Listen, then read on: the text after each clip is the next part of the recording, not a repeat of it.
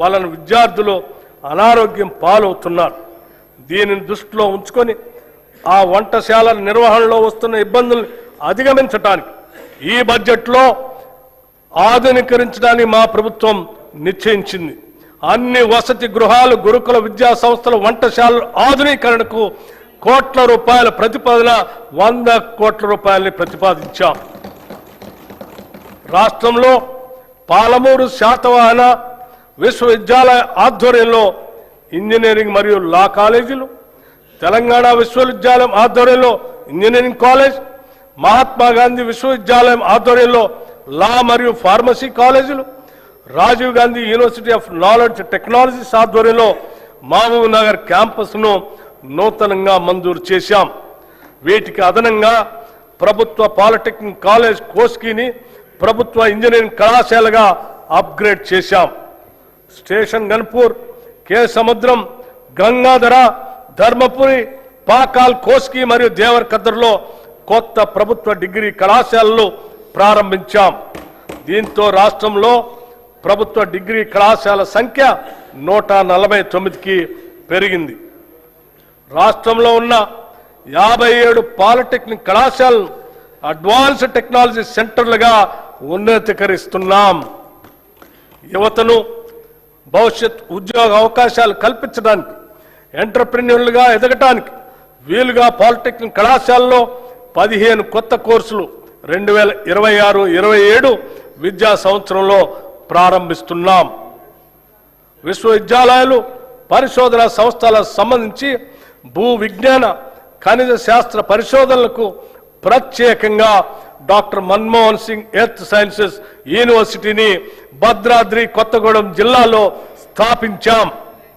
అలాగే రాష్ట్ర విశ్వవిద్యాలయాల్లో న్యాయ ఇంజనీరింగ్ కళాశాల ద్వారా కొత్త ప్రొఫెషనల్ కోర్సులు ప్రారంభించబడ్డాయి.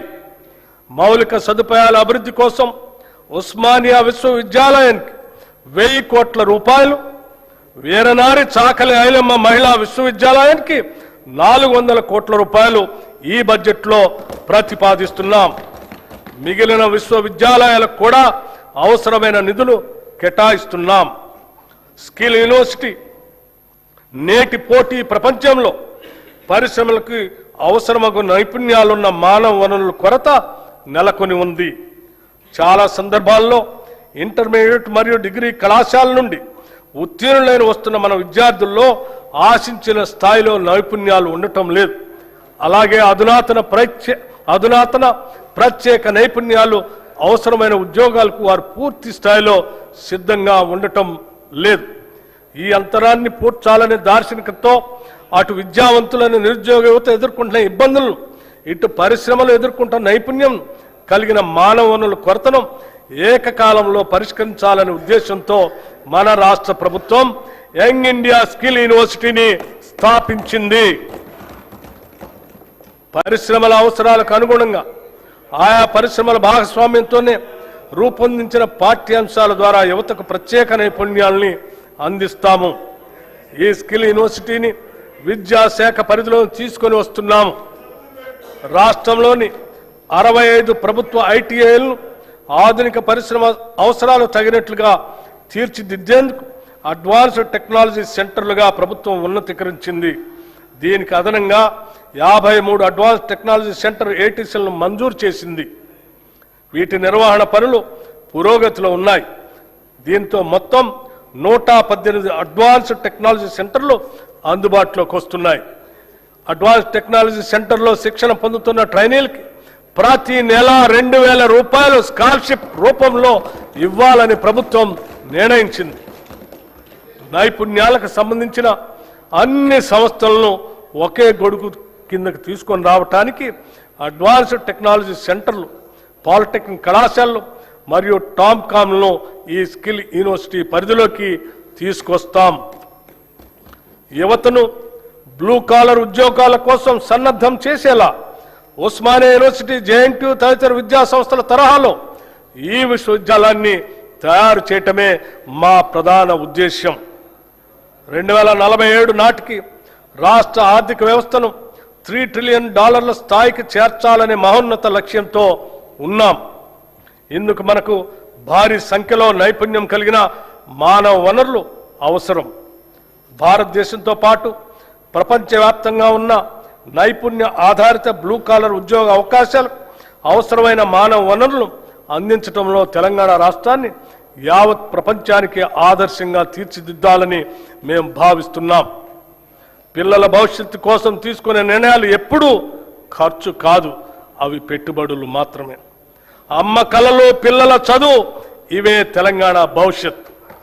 అమ్మ కలలు పిల్లల చదువు, ఇవే తెలంగాణ భవిష్యత్. ఈ బడ్జెట్లో విద్యారంగానికి 26,674 కోట్ల రూపాయలు ప్రతిపాదిస్తున్నాం. రాష్ట్రంలోని పేద ప్రజలందరికీ నాణ్యమైన వైద్య సేవలు అందించడమే లక్ష్యంగా మా ప్రభుత్వం ప్రజా ఆరోగ్య వ్యవస్థను బలోపేతం చేస్తుంది. తెలంగాణ రైజింగ్ విజన్ 2047 లక్ష్యాల మేరకు రాష్ట్ర ప్రభుత్వం మాతా శిశు సంక్షేమ ఆరోగ్యం, యువత ఆరోగ్యం, దీర్ఘకాలిక వ్యాధుల నియంత్రణ, అలాగే మానసిక ఆరోగ్య సంరక్షణపై ప్రత్యేక ప్రాధాన్యం ఇస్తుంది. ప్రభుత్వ ఆసుపత్రులను బలోపేతం చేయడానికి జిల్లా కేంద్రాల్లో డే కేర్ క్యాన్సర్ సెంటర్లు, నాన్ కమ్యూనికబుల్ వ్యాధుల క్లినిక్స్, వృద్ధుల ప్రత్యేక క్లినిక్స్, పాలియేటివ్ కేర్ సెంటర్లు, ట్రాన్స్జెండర్ల కోసం మైత్రి క్లినిక్స్ ఏర్పాటు చేయబడ్డాయి. ఇంతకాలం గ్రాంటిన్ ఎయిడ్ సంస్థగా ఉన్న 12,720 బెడ్స్ సామర్థ్యం కల తెలంగాణ వైద్య విధాన పరిషత్తును పూర్తి స్థాయి ప్రభుత్వ సెకండరీ హెల్త్ కేర్ విభాగంగా చేస్తున్నాం. దేశంలో ఎక్కడా లేని విధంగా కేవలం అభివృద్ధి చెందిన దేశాలు మాత్రమే లభించే ప్రజల హెల్త్ ప్రొఫైల్ని రాష్ట్రంలోని ప్రజలందరికీ అమలు పరుస్తున్నాం. మానవ వనరుల సంక్షేమంలో భాగంగా రాష్ట్రంలోని ప్రజలందరి ఆరోగ్య రక్షణ అత్యంత ప్రధానమైంది. అందుకోసం ప్రజలందరి హెల్త్ ప్రొఫైల్ని సిద్ధం చేసి వారికి డిజిటల్ హెల్త్ కార్డులు అందజేస్తాం. వీటి నిర్వహణలో అత్యంత గోప్యతని పాటిస్తాం. నూతన వైద్య కళాశాలలు మరియు సంస్థలు గత ప్రభుత్వం కేవలం పేపర్ల మీదే మెడికల్, నర్సింగ్, ఇతర కళాశాలను చూపించి ప్రజల్లో ఒక భ్రమను కలిగింపజేసింది. కానీ మేము వాటిని వాస్తవ రూపంలో తీసుకొచ్చి వాటి నిర్మాణ పనులను ప్రారంభించాం. ప్రభుత్వ ఆసుపత్రుల్లో మౌలిక సదుపాయాల కల్పనపై మా ప్రభుత్వం ప్రత్యేక దృష్టి సారించింది. 2023 డిసెంబర్ నాటికి ప్రభుత్వ ఆసుపత్రుల్లో 30,377 పడకలు అందుబాటులో ఉండగా కొత్తగా ప్రారంభించిన 9 ప్రభుత్వ వైద్య కళాశాల ద్వారా మరో 1,980 టెరిషరీ కేర్ పడకలు అందుబాటులోకి వచ్చాయి. దీనికి అదనంగా మా ప్రభుత్వం ఏర్పడిన తర్వాత 2024 సంవత్సరంలో 4,540 కొత్త బెడ్స్ అందుబాటులోకి వచ్చాయి. 2026 చివరి నాటికి సనత్ నగర్, ఎల్బీ నగర్, అల్వాల్లోని టిమ్స్ ఆసుపత్రులతో పాటు నిమ్స్ విస్తరణ, వరంగల్ మల్టీ సూపర్ స్పెషాలిటీ ఆసుపత్రితో కలిపి మరో 6,582 టెరిషరీ కేర్ పడకల్ని అందుబాటులోకి తీసుకొని వస్తాం. ఇవి కాక సెకండరీ కేర్ ఆసుపత్రుల్లో 12,720 పడకలు ఉన్నాయి. దీంతో రాష్ట్ర ప్రభుత్వ ఆసుపత్రుల్లో మొత్తం టెరిషరీ కేర్ పడకల సంఖ్య 44,029కి చేరుకుంటుంది. భారత ప్రజా ఆరోగ్య ప్రమాణాల ప్రకారం ప్రతి 1000 మందికి ఒక పడక ఉండాలన్న నిబంధనను మనం గణనీయంగా అధిగమించడం మనందరికీ గర్వకారణం. నూతనంగా 17 మెడికల్ కాలేజీల నిర్మాణాలు చేపడుతున్నాం. మెడికల్ విద్యను విస్తరించేందుకు కొత్తగా 9 ప్రభుత్వ medical college, 16 nursing college, 28 paramedical కాలేజీలు ప్రారంభించబడ్డాయి. చికిత్స ఆధారిత వ్యవస్థ నుంచి నిరోధక వైద్య సేవల వైపు మార్పును తీసుకొని వస్తున్నాం. ఈ బడ్జెట్లో వైద్య మరియు ఆరోగ్య శాఖకి 13,679 కోట్ల రూపాయలు ప్రతిపాదిస్తున్నాం. ఉద్యోగులు, ఉపాధ్యాయులు, పెన్షనర్ల సంక్షేమం కొన్ని దశాబ్దాల నుంచి ప్రభుత్వ ఉద్యోగులు మరియు పెన్షనర్లు ఎదురు చూస్తున్నటువంటి నగదు రహిత ఆరోగ్య భద్రతా పథకాన్ని ప్రారంభిస్తున్నాం.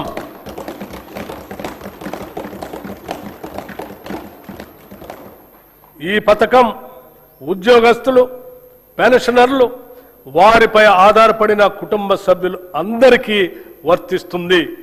ఇది ప్రభుత్వ ఉద్యోగస్తులకి, పెన్షనర్లకి ఈ ప్రభుత్వం కల్పిస్తున్న భద్రత మరియు భరోసా. ఈ నగదు రహిత ఆరోగ్య భద్రత పథకాన్ని రాజీవ్ ఆరోగ్యశ్రీ ట్రస్ట్ ద్వారా అమలు చేస్తాం. ప్రభుత్వ ఆసుపత్రులతో పాటు 421 ఎంపానెల్ ప్రైవేట్ ఆసుపత్రుల్లో 1998 వ్యాధులకు ఈ పథకం ద్వారా చికిత్సను పొందవచ్చు. ప్రతి ఉద్యోగికి డిజిటల్ హెల్త్ కార్డు అందిస్తాం. ఈ పథకం ద్వారా దాదాపు 23,51,000 మంది ప్రభుత్వ ఉద్యోగస్తులు, పెన్షనర్లు, వారిపై ఆధారపడిన కుటుంబ సభ్యులు లబ్ధి పొందుతారు. ఉద్యోగుల భద్రత కోసం దేశంలోనే తొలిసారిగా సమగ్ర ప్రమాద బీమా పథకాన్ని ప్రవేశపెట్టాం. ఈ పథకం ద్వారా రాష్ట్రంలో పనిచేస్తున్న ప్రభుత్వ ఉద్యోగులు, పెన్షనర్లు ప్రమాదవశాత్తు దురదృష్టంగా మరణిస్తే 1,20,00,000 రూపాయల ప్రమాద బీమా వర్తిస్తుంది. 60 ఏళ్ల వరకు 10 లక్షల రూపాయల టర్మ్ లైఫ్ ఇన్సూరెన్స్ కూడా వర్తిస్తుంది. విమాన ప్రమాదంలో మరణిస్తే అదనంగా 2 కోట్ల రూపాయలు అదనపు కవరేజ్ లభించే విధంగా ఈ పథకాన్ని రూపకల్పన చేశాం. ఈ పథకం 7,57,000 ప్రభుత్వ ఉద్యోగులు మరియు పెన్షనర్లకి వర్తిస్తుంది. అంగన్వాడీ టీచర్లు, హెల్పర్లు పదవీ విరమణ ప్రయోజనాలు మంజూరు చేస్తూ టీచర్లకు 2 లక్షల రూపాయలు, హెల్పర్లకు 1,00,000 రూపాయలు ఇస్తున్నాం. 60 ఏళ్ల వయసులో స్వచ్ఛందంగా విధుల్లోంచి విరమించుకున్న వారికి కూడా ఈ ప్రయోజనాలు అందుతాయి. ఈ ప్రజాప్రభుత్వం ఉద్యోగులకి, పెన్షనర్లకి పూర్తి స్థాయిలో భరోసా, నమ్మకం కలిగిస్తుందనటానికి ఇది నిదర్శనం. కార్మిక సంక్షేమం. తెలంగాణ కార్మిక శక్తిని బలోపేతం చేయటం, కార్మిక సంక్షేమం, పారిశ్రామిక అనుకూలత, పని ప్రదేశంలో భద్రత కల్పించడం ద్వారా వారి అన్ని విధాల ప్రభుత్వం సహకరిస్తుంది. టీ-గేట్ డిజిటల్ ప్లాట్ఫామ్ నైపుణ్యాభివృద్ధి, కెరీర్ మార్గదర్శనం, ఉద్యోగ అనుసంధాన సేవలు అందిస్తుంది. భవన నిర్మాణ కార్మిక సంక్షేమ బోర్డుల్లో 1,03,000 మంది కార్మికులను నమోదు చేసి 55,594 మంది లబ్ధిదారులకి 276.78 కోట్ల రూపాయలు పంపిణీ చేశాం. సీఎం ఓవర్సీస్ ఎంప్లాయ్మెంట్ ప్రోగ్రాం రాష్ట్ర యువతకి సురక్షితమైన విదేశీ ఉపాధి అవకాశాలు కల్పించేందుకు వీలుగా ఏర్పాటు చేసిన Telangana overseas manpower company limited ద్వారా UAE, Germany, Japan, UK, Canada వంటి 16 దేశాల్లో సుమారు 13,930 మంది యువతకు ఉద్యోగ అవకాశాలు కల్పించింది. ఈ కార్యక్రమాన్ని మరింత సమర్థవంతంగా నిర్వహించేందుకు వీలుగా సీఎం ఓవర్సీస్ ఎంప్లాయ్మెంట్ ప్రోగ్రాంని ప్రారంభిస్తున్నాం. రాష్ట్ర యువతకి వివిధ రంగాల్లో తగిన నైపుణ్య శిక్షణను మరియు వారికి ఉపాధి లభించిన ఆయా దేశాలకు సంబంధించిన భాషా జ్ఞానంలో శిక్షణ ఇప్పించడం, వారికి వీసా మార్గదర్శకత మరియు విదేశ ప్రయాణానికి కావలసిన రక్షణను ఇచ్చి విదేశాలలో ఆరోగ్య సేవలు, హాస్పిటాలిటీ, నిర్మాణ పనులు, లాజిస్టిక్స్ వంటి రంగాలలో ఉద్యోగ అవకాశాలు కల్పించడం ఈ సంస్థ ఉద్దేశ్యం. ఈ బడ్జెట్లో కార్మిక సంక్షేమ శాఖకు 998 కోట్ల రూపాయలు ప్రతిపాదిస్తున్నాం. మహిళా శిశు సంక్షేమం. ఒక దేశం యొక్క పురోగతి అక్కడ మహిళల స్థితి ద్వారా కొలవబడుతుంది అని మహాత్మా గాంధీ గారు చెప్పినట్టు 3 నుండి 6 సంవత్సరాల వయసు గల చిన్నారుల ఉజ్వల భవిష్యత్తు కోసం రాష్ట్ర వ్యాప్తంగా ఉన్న 35,781 అంగన్వాడీ కేంద్రాల ద్వారా ఆధారశిల పాఠ్యాంశాల ద్వారా సుమారు 4 లక్షల మంది చిన్నారులకి అత్యుత్తమ ప్రీ ప్రైమరీ విద్యను ఉచితంగా అందించడంతో పాటు 2 జతల యూనిఫామ్లు అందిస్తున్నాం. బాల భరోసా పథకం ద్వారా అప్పుడే పుట్టిన బిడ్డ నుంచి 5 ఏళ్ల లోపు వయసున్న చిన్నారులలో పుట్టుకతో వచ్చే శారీరక, మానసిక వైకల్యాలను లేదా ఎదుగుదలలో ఉండే లోపాలను తొలి దశలోనే గుర్తించడం ద్వారా వారికి అవసరమైన వైద్య చికిత్సలు అందించి భవిష్యత్తులో అవి శాశ్వత